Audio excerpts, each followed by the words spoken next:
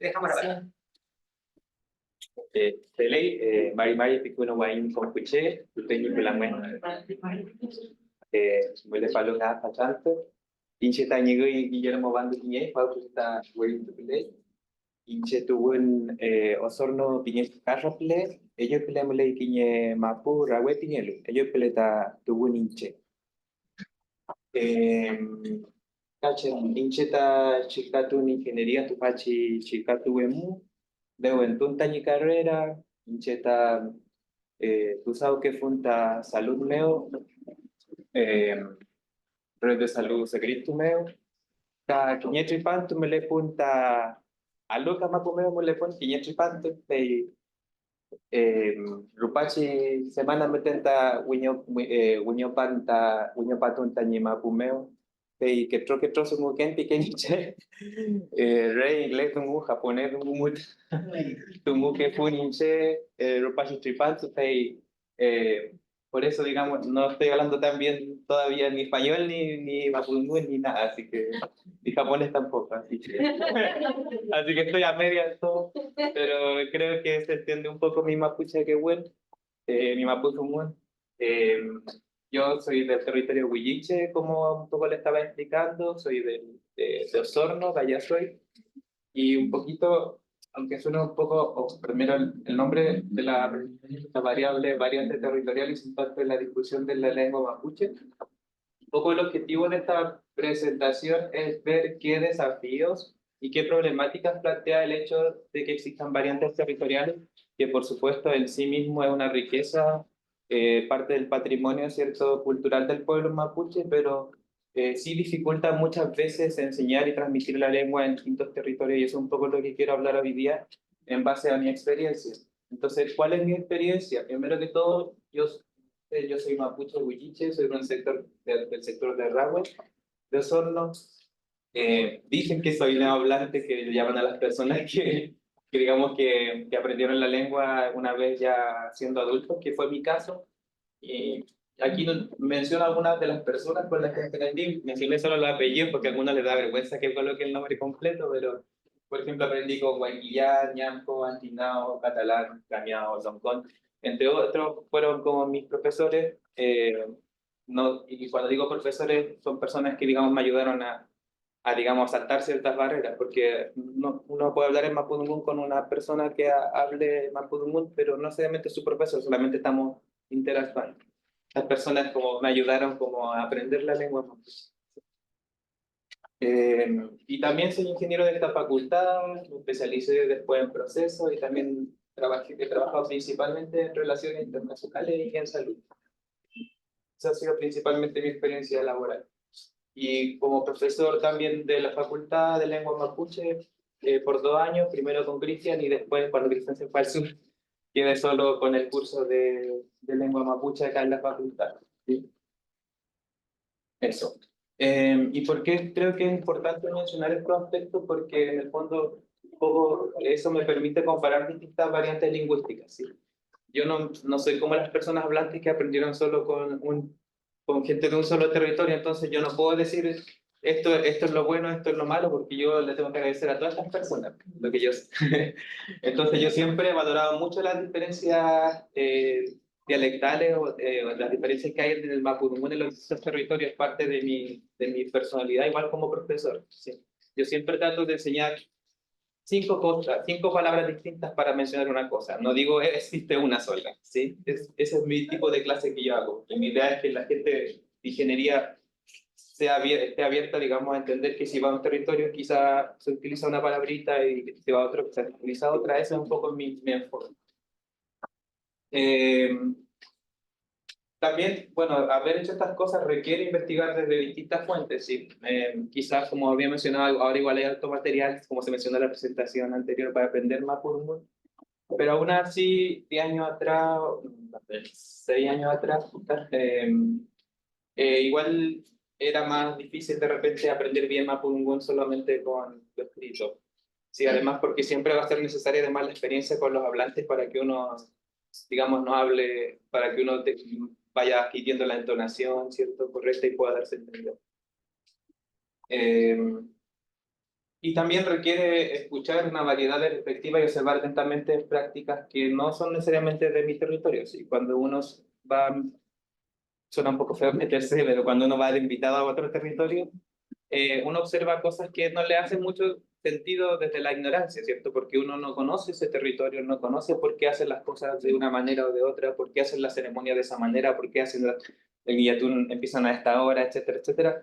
Pero uno conversando con las personas va entendiendo, ¿sí? Entonces, un poco,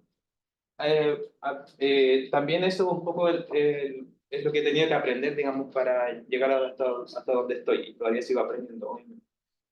Y finalmente tomar posición frente a conflictos derivados del desconocimiento mutuo entre mapuche y mapuche, y también entre mapuche y personas chilenas, dice aquí. Eh, Porque también como estudiante yo fui parte de los hogares indígenas, entonces también éramos de distintos territorios. El territorio pehuenche, ¿cierto? Que está como en el sector más cordillerano donde están las araucarias, sector Lasquenche, del sector Huilliche. eh, entonces siempre, igual como jóvenes más apasionados, de repente teníamos que discutir sobre muchas cosas. No, pero es que así no se hace, ¿por qué hace esto? Y cosas, ese tipo de cosas nos pasábamos horas discutiendo. Entonces igual uno tenía que tomar una posición y al final obviamente la posición siempre tiene que ser de respeto mutuo, pero llegar a eso es más difícil decirlo que hacerlo muchas veces, ¿sí? Cuando uno está en el conflicto. ¿Sí? Pero eso es un aprendizaje también. Entonces parte de esos aprendizajes que yo he logrado, los quiero como transmitir hoy día. ¿Sí?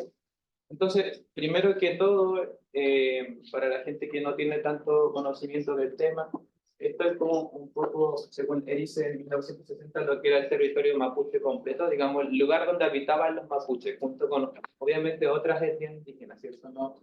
Sabemos que en la zona, por ejemplo, central de Chile no solamente había mapuches, había otros pueblos indígenas también, pero si tendríamos que definir nuestro Gualmapu como el territorio donde estábamos nosotros, esto sería como más antiguamente, cercano al siglo XVI, 115, como estarían distribuidos los mapuches, según este autor.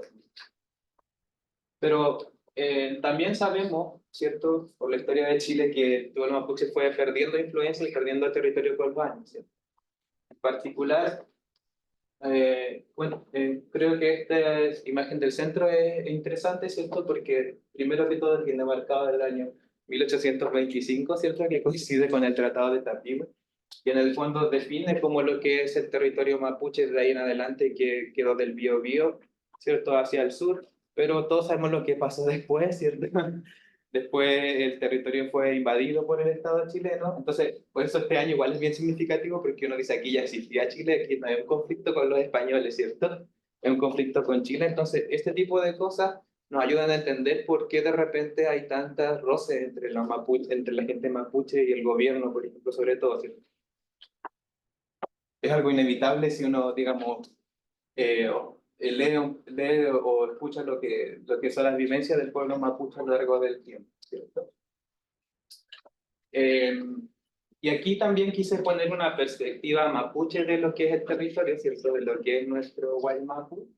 Y aquí observamos también, por ejemplo, por el lado de lo que pasa por el otro lado de la cordillera, ¿cierto?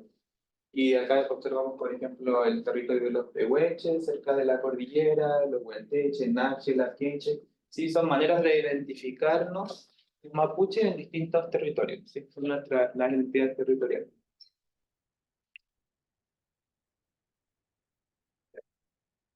Y finalmente quería también, a modo digamos, de dejarlo como antecedentes esto para la presentación. Este es un trabajo del año de Castro, el año 2001, que está basado en el censo de 1932, pero básicamente ilustra la migración para un periodo de 5 años, ¿cierto? Desde el Gualmapu hacia Santiago. Y esto es el panorama que ha estado reinando, digamos, desde el siglo pasado, ¿cierto? Respecto a los mapuches que se mueven, ¿cierto?, a la capital, y son precisamente el territorio, digamos, que demostré en el mapa de antes, ¿cierto?, la región octava y décima y novena, ¿cierto?, que más o menos corresponde desde Biobío hasta Chiloé. De ahí salieron los mapuches y llegaron acá a Santiago. Y esto ha sido como el panorama en los últimos años. sobre todo por razones económicas, ¿cierto? Y también obviamente debido al despojo territorial, porque si no hubiese habido despojo territorial, probablemente no hubiese habido tanta emigración, ¿cierto? Pero esto es importante para entender por qué hay tantos hablantes en Santiago también. Y eso también es una oportunidad, ¿cierto?, de poder aprender la lengua estando acá. Yo por lo menos lo que aprendí, gran parte lo aprendí estando acá en Santiago y no en el sur, porque como mencioné antes, la Lama, y como mencioné antes, el Peñi, en el territorio huilliche hay muy pocos hablantes. Entonces no es tan fácil llegar y aprender mapudungun. Es más fácil aquí en Santiago, paradójicamente, diciendo que, digamos, todos son originarios del sur, pero es mucho más fácil aprenderlo acá. Ya, entonces algunas ideas fuerzas respecto a lo que acabo de exponer. Lo primero es, de acuerdo a las divisiones actuales, a las actuales del Estado de Chile, la mayoría de la población mapuche es efectivamente originaria de Biobío, Araucanía, los ríos y los lagos. No obstante, cerca de la distribución actual, los mapuches y sus descendientes están mayormente concentrados en la región metropolitana. Sí. Seguidos por la región de Valparaíso, pero esto es porque la región, al ser la región metropolitana un polo de atracción migratorio, la región de Valparaíso, por ser tan cercana, también ha recibido una porción importante de la población mapuche, ¿sí? Por eso está también metida aquí la región de Valparaíso. Una, una idea fuerza 3 es que desde un punto de vista mapuche el territorio se puede dividir según identidades territoriales, ¿cierto? La quechua, huanteche, pehuenche, huilliche, que es lo que les mostraba en el último mapa. Y finalmente, producto de conflictos históricos, existe desconfianza y apatía respecto al organismo del Estado de Chile. Creo que esto es importante mencionarlo porque muchas veces se pueden crear como utopías respecto a que este proyecto va a funcionar, tengo todo el apoyo de la CONAI, tengo todo el apoyo de estas personas y qué sé yo, pero muchas veces, por razones políticas, digamos, históricas, ese proyecto o iniciativa puede fracasar. Por eso creo que es importante mencionar esto también. Eh, bueno, las variantes lingüísticas pueden diferir entre sí, bueno, muchos de aquí ya saben, pero mucho más que yo respecto a esto, porque como saben, yo soy ingeniero, pero las variantes lingüísticas pueden diferir entre sí respecto a aspectos morfológicos, sintácticos, semánticos, fonológicos, por ejemplo, relacionado a la pronunciación, la acentuación, prosódico, relacionado al ritmo, ¿cierto?, a la melodía y también al vocabulario, ¿cierto? Entonces, algunos ejemplos de la lengua mapuche. eh, por ejemplo, normalmente si uno va a Internet, lo que aparece primero como familia es esto. Lo que encuentra más fácilmente en Internet es Reima, para hablar de la familia, ¿cierto? Y sí, efectivamente Reima es ampliamente utilizado.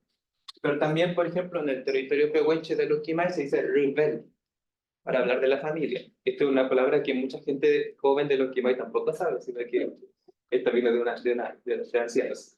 ¿Sí? Rubel es una forma también de hablar de la familia. Y en el territorio huilliche nosotros le decimos muchuya, ¿sí? Entonces, si se fijan, estos tres conceptos son, por supuesto, muy importantes para los mapuches, ¿cierto? Una familia es central en la organización social mapuche antigua y actual. Entonces, esta palabra que es tan importante varía en tres territorios distintos al menos, ¿sí?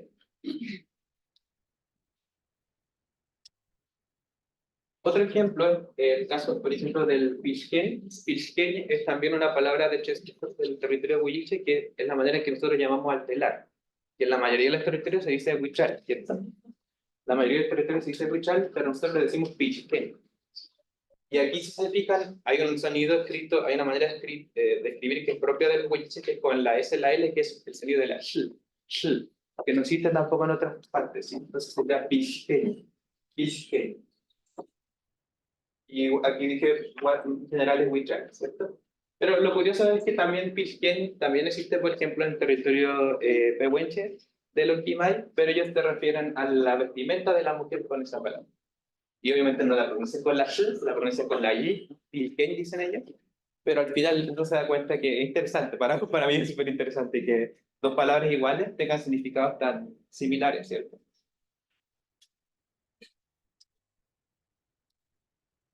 Otro ejemplo es respecto al chesemún. Con chesemún me refiero a la variable Wii. Con chesemún me refiero a la variable pehuenche. Eh, por ejemplo, en el caso del territorio huilliche le decimos chenche o chenche a las ancianas. En mapudungun se puede decir cuse, ¿cierto? O también papay. Pero esto del chesemún, perdón, del territorio huiche está bien. Sí. No good, sí. Porque es ofensivo, ¿sí? Es como decir vieja, ¿sí? Entonces, si uno le dice que usa una señora, es decirle vieja, ¿sí? Como en español decirle vieja directamente. Entonces no se usa eso. Pero en cambio, por ejemplo, en el territorio de Huenche de Alto Biobío, se dice cude de una manera cariñosa para referirse a la anciana, ¿sí? Entonces, es la misma palabra, pero tiene connotaciones distintas, ¿sí? En un lado es negativa y en otro lado es positiva. Lo mismo con papá. Respecto al Chetungún, también hay hablantes que no lo consideran apropiado para referirse a las mujeres mayores. Sí.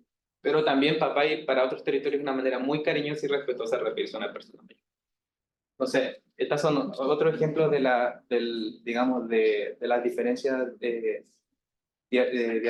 semánticas, digamos, que tenemos entre las distintas variantes del mapuche. Y otro ejemplo que seguramente eh, bueno, ya saben lo que son los neologismos, que son las palabras nuevas, que son cosas que antiguamente no existían y que de alguna manera necesitamos nombrarlas. Pero en el Chesumún sí existe una palabra antigua. Sí existe una palabra antigua que es tushpe para referirse a los automóviles. Y es una palabra antigua porque, bueno, esto ya se pone como más mapuche, pero es porque deriva de un peuma, ¿sí? Deriva de un peuma de hace mucho, de una premonición. Entonces, de ahí salió la palabra automóvil. Entonces, en el caso del territorio huilliche, para los pocos hablantes que hay, ellos no necesitan ocupar auto, que sería un préstamo lingüístico, tampoco necesitan un neologismo, que sería mucahue. Simplemente se refieren a ello como tushme, para referirse al automóvil. La otra opción que se ve mucho en la mayoría de los hablantes, ¿cierto? Es simplemente ocupar el español, es decir, auto, ¿cierto? ¿Sí? No sé, auto me amo a Inchu, por ejemplo. Me voy en auto con mi hermana, por ejemplo. ¿Sí? Diríamos auto directamente. Y otras personas están optando por utilizar un neologismo que sería mucahue, ¿cierto? Que literalmente es como que sirve para andar, el instrumento que sirve para andar por el mundo, digamos. ¿Sí? Entonces, eso. Y también se aprecian algunas diferencias, más que nada de carácter morfológico, ¿cierto? Por ejemplo, en el caso del plural, el primer caso dice Amuyini, Chao Inchini, Puyehue. Fuimos con mi padre a Puyehue, esa es la primera. La segunda es la misma, pero si se fija la pronunciación del hablante no es con la ñ, sino que es simplemente yin. Entonces, Amuyin, Chao Inchin, Puyehue. Es lo mismo, pero no está marcada la ñ al final. ¿Sí? También son diferencias que existen en la lengua mapuche. Y finalmente también la variable huiche, que es más divergente, como siempre. Que como amuyen ni chao eyen, huye bueno. Entonces, ahí siempre, para los que saben más mapuche, que bueno, siempre es la E con el sufijo. Un poco más, ¿cómo se dice? Siempre es lo mismo, ¿sí? Es como una regla. ¿Sí? Ya. Y otros ejemplos, la misma palabra, el mismo significado en todas partes, pero un hablante lo escribe como Rakiswam, un pehuenche la mayoría del tiempo lo escribe como Rakiduam, no lo está escribiendo con Z porque ellos dicen las de siempre. Aunque el texto del gobierno diga escríbalo con Z y van a con D. Y lo mismo con nosotros, la gente que sabe Chesum, no va a escribir Rakiswam, sino que va a escribir Rakiswam porque nuestra R suena con Sh, suena así. Se va a escribir Rakiswam. Sí. Esto para hablar del pensamiento. Ya. Entonces, los ejemplos anteriores pretenden ilustrar varias cosas. Primero, que existen diversas formas de escribir la lengua mapuche. Eso es lo que se llama grafemario, ¿cierto? Más allá de las propuestas institucionales, sí, podemos desear que la mayoría de la gente use Asunchefe, pero en la práctica, al menos lo que yo tengo que transmitir ahora, base en mi experiencia en el territorio huilliche y sobre todo en el territorio pehuenche, es que no se usa este grafemario directamente. Ni este tampoco, ni este tampoco. La gente usa lo que le es más cómodo. Existen diferencias fonológicas, semánticas relevantes, bueno, eso es un poco lo que ya vimos con los ejemplos. Y finalmente existen neologismos o propuestas de nuevas palabras con diversos grados de aceptación, ¿sí? Como en el caso del auto, ¿cierto? A eso me refiero con ese ejemplo que quería llegar a esto. Ya. Entonces, un poco de lo que quería hablar también hoy día es respecto a la experiencia que he tenido en el territorio huilliche con respecto a los educadores interculturales bilingües. ¿cierto? Que para los que no saben son los que actualmente están enseñando la lengua mapuche, ¿cierto? En las salas de los colegios rurales principalmente del sur, del sector Huilliche. Entonces, ¿quiénes son los educadores interculturales? Son primero personas que cuenten con el respaldo de su comunidad. Esas son las personas, que la comunidad tiene sus propios criterios para definir quién puede ser un educador intercultural, pero no necesariamente esa persona va a ser hablante. Y eso es particularmente cierto en el territorio huilliche porque hay muy pocos hablantes, hay menos de 10 hablantes. Entonces, la mayoría de las personas que están enseñando Mapudungun no son hablantes. Entonces, eso es un hecho. Y segundo es quienes pasen por pasen por un proceso de constatación, el proceso de que pasan los educadores interculturales es muy similar a lo que es la acreditación de una institución, ¿cierto? Básicamente es evaluar como el nivel que tienen y ver cómo pueden mejorar, un poco eso. Más que no es con el ánimo de, digamos, de decir usted no puede enseñar, porque el que valida es la comunidad principalmente, sino que es con el ánimo de tratar de mejorar algunos aspectos relacionados a la pedagogía. ¿Sí?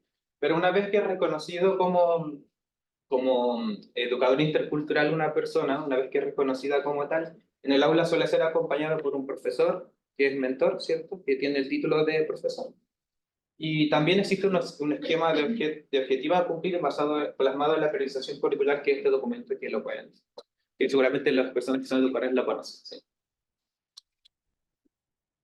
Entonces, ¿cómo se estructuran los contenidos usualmente? Respecto a las clases que hacen los educadores interculturales, lo que pasa es que en el primer ciclo, ¿cierto? Hasta el cuarto básico, se ve principalmente el vocabulario y cosmovisión e historia. Son las principales cosas que están viendo hoy en día los educadores interculturales. Y ya y aquí se están apoyando con textos, en algunas ocasiones, por los textos que provee el Ministerio de Educación. Y ya para el segundo ciclo no se utiliza el texto, al menos en el caso que yo no se está utilizando texto del Ministerio de Educación. Y se enseña principalmente verbos, conjugaciones y también distintas formas discursivas, como podría ser el piano, el epeo, etc.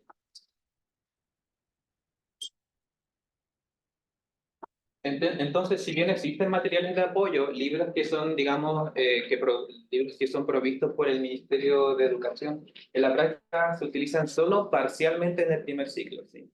Y digo parcialmente porque muchos hablantes de plano muchas personas de plano no lo utilizan, ¿sí? En la realidad.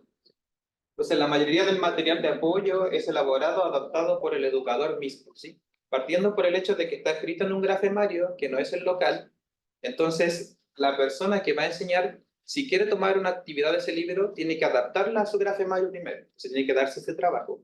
Y por el contrario, si opta por buscar un material, por realizar su propio material, tiene que hacer el trabajo ella misma de crear ese material, ¿cierto? Desde cero, ¿sí? Y aquí es un poco lo que se debe principalmente al grafemario en el que está escrito los textos y también que el hecho de que no hay texto para el segundo ciclo. Entonces, hay que pensar en esto, creo yo, que es como adaptar el trabajo escuela por escuela, nivel por nivel. También aumenta la probabilidad de error, porque cada persona, como mencionaba en el caso de Huilliche Menor, no necesariamente es hablante del mapudungun. Y aunque sea hablante, no necesariamente sabe escribir bien el chezun. Entonces, si esta persona tiene que adaptar todo el material, tiene que crear su material desde cero, por supuesto que hay una mayor probabilidad de que el material tenga errores, ¿cierto? Y eso afecta finalmente el proceso de aprendizaje de los niños mapuches, ¿sí? Y también es cierto que las fuentes bibliográficas no son del todo confiables debido a faltas ortográficas, por ejemplo, o también el hecho de que se mezclan varios grafemarios en un solo texto, entonces yo, ¿cómo lo voy a usar? Tengo que empezar a leerlo completo, adaptarlo palabra por palabra, etc. Y también esto es lo que puse aquí como inconsistencia en el uso de grafemario. Y también hay información falsa, que son como los mitos sobre el mapudungun, como estos, que yo creo que varios ya conocen el caso de Silay Mora, ¿cierto? Que en el fondo dice que la palabra Iwon, que es raíz directa de Ayin, se traduce en algunas zonas de la Araucanía como amanecida, sol naciente, y designa la cualidad transparente de los cristales, tipo de luz que bla, bla, bla, ¿sí? Este tipo de cosas que creo que el 99% de los hablantes no lo diría nunca, se pasan a ser el conocimiento porque es la fuente bibliográfica, lo que está escrito por un académico, ¿cierto? Entonces, también eso, las personas que no tienen, digamos, las personas mapuches que no han digamos, no saben necesariamente, digamos, encontrar en las fuentes confiables, van a enfrentarse a este problema al momento de traspasar este conocimiento a los niños. Y al final es un problema de todo. Y bueno, aquí otro ejemplo, para nosotros, por ejemplo, como Huilliche de Estudios Araucanos es una fuente muy útil, porque hay muchos diálogos en Huilliche, pero están escritos de esta manera, ¿sí? Entonces no todo el mundo se le hace sencillo leer esto, ¿sí? No todo el mundo lo sabe leer bien. Entonces también adaptar eso es trabajoso y también puede inducir errores. ¿Sí? Entonces, finalmente, esta idea fuerza el uso de grafemarios territoriales sugiere una fuerte inclinación hacia la discusión de las variantes propias por sobre las variantes externas. Me refiero a variante externa a todo lo que esté escrito o plasmado respecto a otro territorio que no sea en el que me encuentro yo como educador o como persona que esté enseñando Chetumal o común. Una idea fuerza 6 que es que en el territorio Cuyiche al menos los libros que provee el Ministerio de Educación se utilizan solo ocasionalmente. No obstante, las actividades se realizan de todas maneras en la variante local. ¿Sí?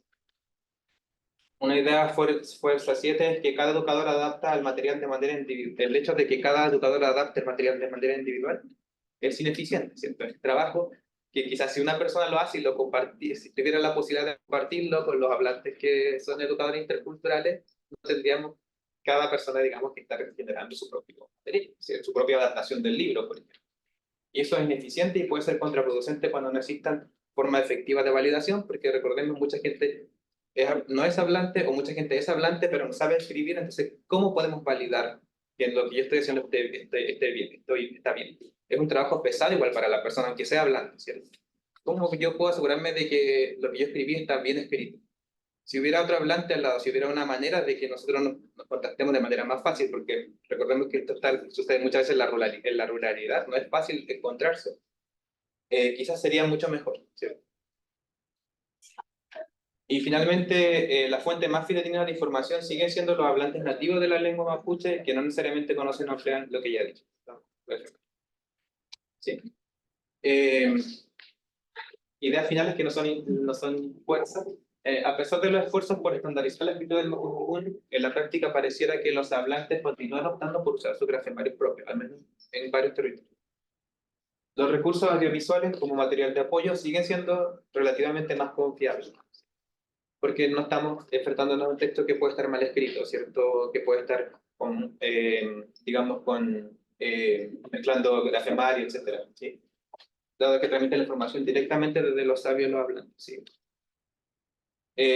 La idea final 3 es importante proveer herramientas para avanzar en la recuperación y fortalecimiento de las variantes locales, de manera que el patrimonio cultural de la nación mapuche completa se vea fortalecido, porque hay que recordar que el conocimiento específico de cada territorio es una riqueza, ¿sí? Yo como huilliche no tengo el conocimiento sobre los pehüenes, por ejemplo. O sea, conozco un poco gracias a lo que me han conversado la gente que vive y convive con el pehuen, pero yo como persona de allá no lo sé. Entonces, las palabras que ellos me enseñan y que son propias de la variante de ellos son muy valiosas para el pueblo mapuche. Y así con la gente que es del territorio lafkenche, ¿cierto? Y la gente que es del territorio huanteche, etcétera, ¿sí? Y finalmente, cualquier iniciativa que pretenda fortalecer la lengua y cultura mapuche debiese ser transparente respecto a los objetivos, recursos y beneficiarios, por lo que estaba mencionando igual aquí entra un poco la desconfianza que existe de la gente mapuche hacia los organismos de gobierno, ¿cierto? También hay que tomar eso en consideración si uno quiere hacer una buena iniciativa, una buena actividad. Además de reconocer a los sabios que entregan el conocimiento, ¿sí? Esto muchas veces lamentablemente no pasa. Yo he encontrado, por ejemplo, se cita mucho a la persona que fue a preguntarle a una tejedora el significado de este yimín, pero nadie sabe quién es la tejedora. Y eso es problemático para uno como mapuche, porque primero, si yo quiero ser responsable como profesor y quiero transmitir el significado de ese ñimín, tengo que confiar en que esa otra persona intermediaria académica hizo un buen trabajo y no lo sé. Lo que yo confío es que la persona que es mapuche y que es tejedora sabe de su trabajo. Entonces yo sí quisiera saber como persona mapuche el nombre de la mujer, ¿sí? Para hacer bien mi trabajo también. No se trata de una cosa de egos, de decir como, no, que digamos que lata que esta persona esté publicando. No, ese no es el problema, sino que también creo yo que para nosotros es una riqueza que se pierde, ¿cierto? Saber quién es la persona que tenía ese conocimiento y quizás en un momento esa persona podría conversar más sobre ese conocimiento, pero no sabemos quién. Es un ejemplo, ¿cierto? Entonces a eso me refiero con que es necesario reconocer a las personas que tienen el conocimiento. ¿Sí? Incluso ni yo mismo como mapuche, si yo no sé tejer, podría hablar del telar con tanta profundidad. Necesito de una persona que sepa más que yo. Entonces, eso. Disculpen que me haya tardado.